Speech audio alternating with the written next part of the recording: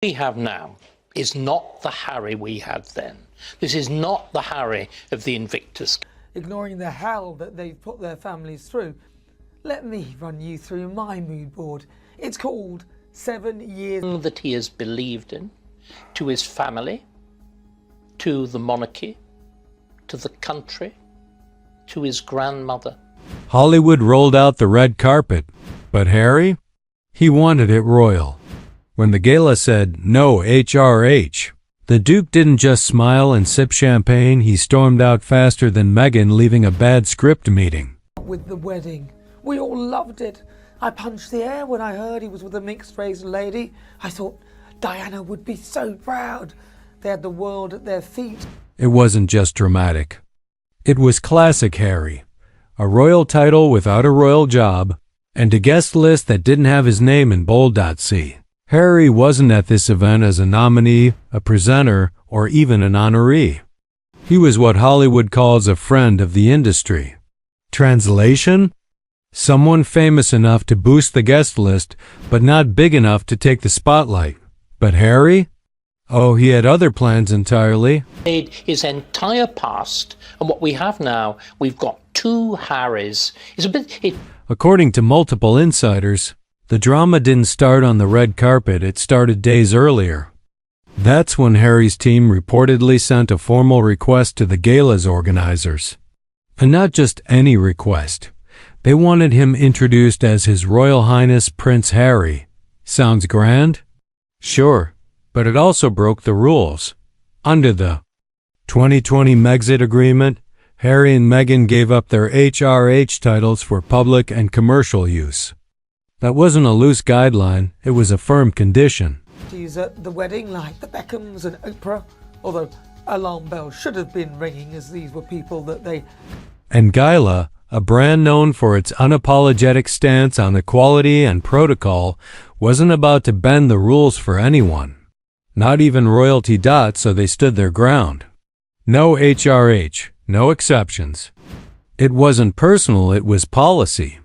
But for Harry, it felt like a slap in the face. Sources close to the planning say his team pushed back hard, framing it as an issue of respect and heritage. But Gala? Unmoved. And that's when the tension officially turned nuclear. Like Shakespeare, except that they're totally unreconciled. And whereas Shakespeare's Prince Hal abandons The night of the ceremony, everything looked smooth. The lights, the press, the glamour flawless. Harry showed up in a midnight black tuxedo, looking sharp and camera-ready. For a moment, it seemed like maybe he was ready to play nice. Until the introduction dropped. Started with a global interview with superstar Oprah Winfrey, whilst Prince Philip was on his deathbed. And that was it. The host stepped up, beaming with charm, working the room like a pro. Then came the line. Please welcome Prince Harry. No, His Royal Highness. No royal fanfare. Just his name, and in that split second, the entire vibe shifted. Duke of Sussex. Notice anything missing? Yep, no. His Royal Highness. And that little omission? It hit harder than a palace snub. Abandoned his good side for this new bad, whinging, wailing, destructive. Witnesses say Harry's face changed instantly. That famous grin vanished, replaced with a jaw so tight you could practically hear his teeth grinding. He leaned toward an aide, whispered something sharp, and the fury in his eyes said it all. Then, like it was scripted for maximum drama, he stood up, right in the middle of a live segment, and stormed out. No smile, no wave, no explanation. Just a royal exit that left jaws on the floor. One producer nailed it. It was like watching a king throw a fit because someone forgot to bow. And yeah, that's exactly how it looked. The moment Harry disappeared through those doors, the whole room shifted. Not applause whispers. What just happened? Did he seriously walk out? Over a title? By the time the ceremony ended, murmurs turned into headlines, and within hours it was everywhere. Online, the sympathy? Twitter went savage. This is Hollywood, not Buckingham Palace. Sit down, Harry. And others didn't hold back. You can't renounce royal duties, cash Netflix checks, and still demand royal treatment. Pick a lane, they said. Even insiders were laughing behind the scenes. One A-lister joked at the after-party. Gala just did what the palace couldn't. They told Harry, no. Instead of dragging Gala for snubbing royalty, Hollywood applauded it. In an industry known for coddling egos, GALA's firm line became iconic. Meanwhile, Harry didn't just leave empty-handed. He walked out with a bruised ego and a meme empire being built in real time. And the next question hit fast: where was Meghan? For a couple who brands themselves as a power duo, her absence was loud. No red carpet moment, no dazzling gown, no couple's photo op. Meghan stayed home in Montecito, while Harry waged a one-man war of titles in a Hollywood ballroom. Coincidence? Or cold calculation? Insiders say Meghan, ever the strategist, knew better.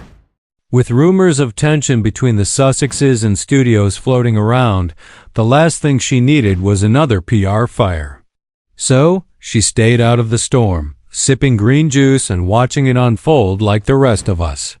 And honestly, that might have been her smartest move yet, because Meghan knows Hollywood's golden rule optics are everything. A scene like that? It could have wrecked months of brand building in a single night. So while Harry burned bridges, Meghan played the long game. Result? Half of the Sussex brand looked polished, composed, the other half a headline for royal entitlement. This wasn't just about a missing title. It was about identity. 4 years after walking away from royal duties in the name of freedom, Harry looks stuck, caught between the past and a future he doesn't quite get. He's not a working royal anymore, but in his mind, that royal respect should never expire.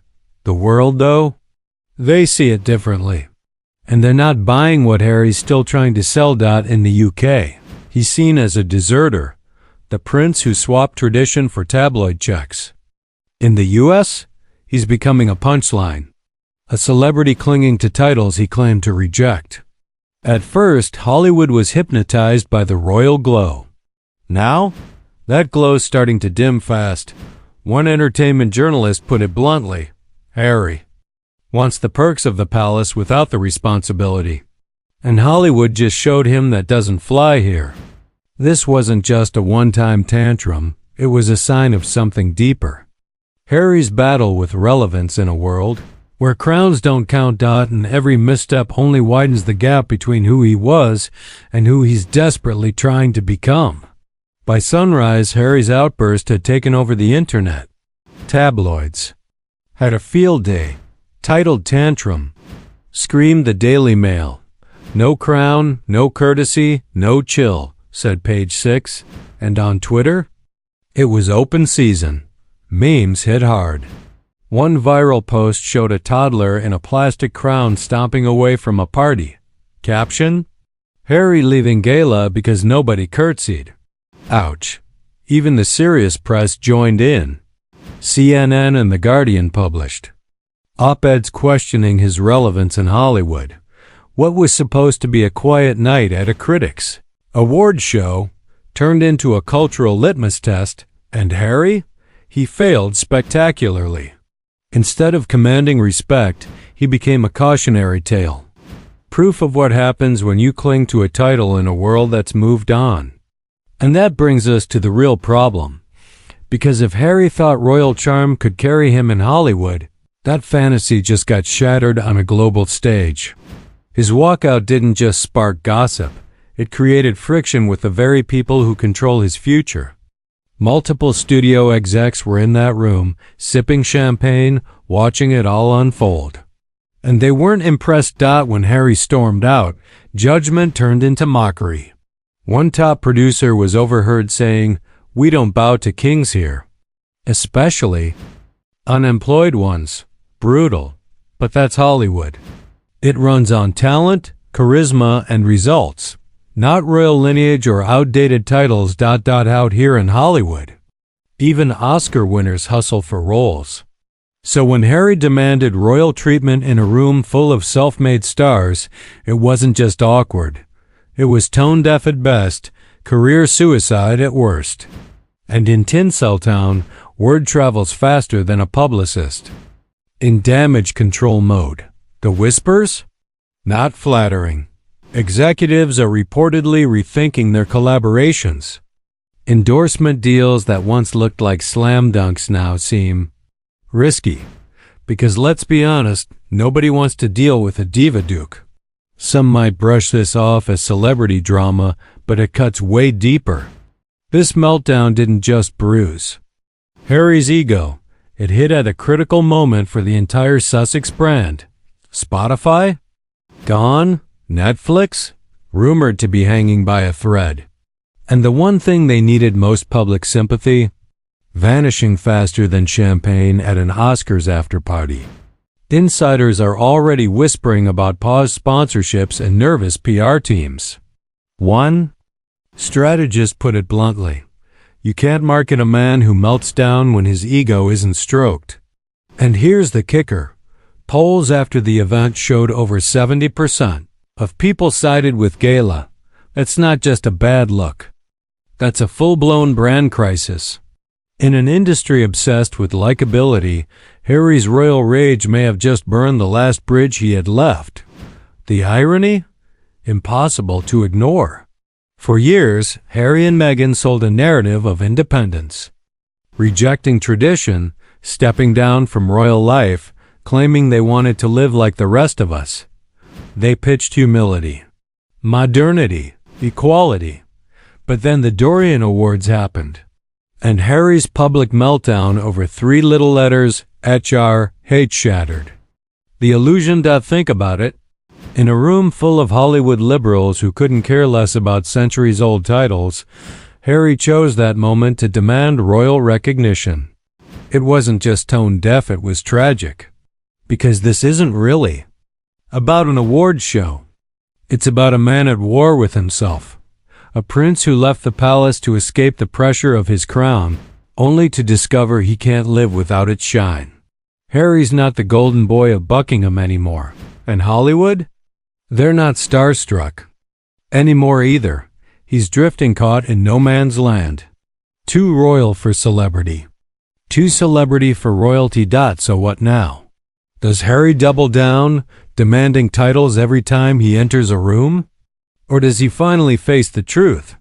In America, crowns don't carry clout. As the curtains closed on the Dorian Awards, one truth rang out loud and clear. Harry's quest for respect might be the very thing destroying it. Sound off in the comments. Is this the breaking point for the Sussex brand? Or just another messy chapter in a saga that refuses to end? Hollywood sent a message, and it couldn't be louder. Crowns don't count here.